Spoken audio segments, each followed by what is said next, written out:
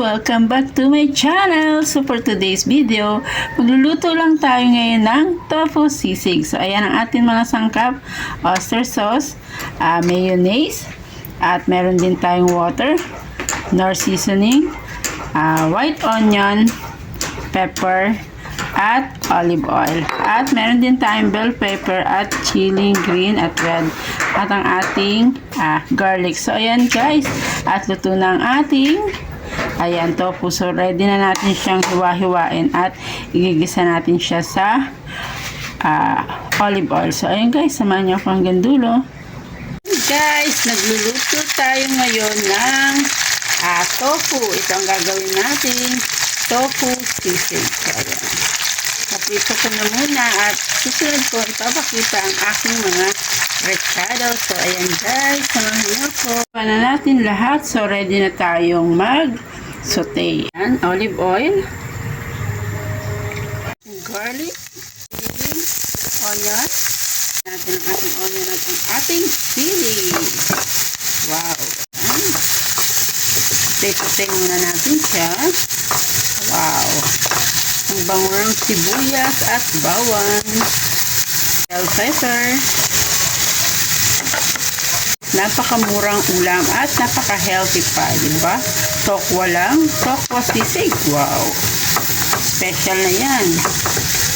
Mahal yan sa restaurant, mga ganyan. So, mag-add na tayo ng nor seasoning.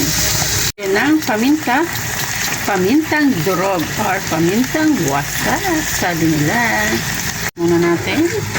At pagkatapos niyan, lalagyan natin siya ng water at ang ating oyster sauce. Mag-add lang tayo ng isang kutsara. Okay na yan kasi maalat ang ating oyster sauce. I-add na natin ang ating Japanese mayonnaise. Ayan, napakayami nitong ano na to. Mayonnaise na to, sobrang mahal nga lang. So ayan, 2 spoon lamang po ang ating nilagay. So i-mix muna natin. Lagay lang tayo ng 3 kutsarang tubig. At pagkatapos nyan, maya-mayang kaunti at ilalagay na natin ang ating napritong tofu. So ayan guys, wow, ang bango niya guys. Hindi na ako naglagay talaga ng asin kasi para hindi ang alat ang ating niluto. Ilalagay na natin. Wow, mix lang natin at mamaya ready to eat ng ating tofu sisig. Ayan, so creamy niya guys. So sisip-sipin din kasi yan ng tofu maya-maya.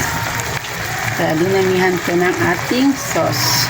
Mga mare, ang ating tofu sisig. So ayan, I hope nag-enjoy po kayo sa aking video. Maraming salamat po.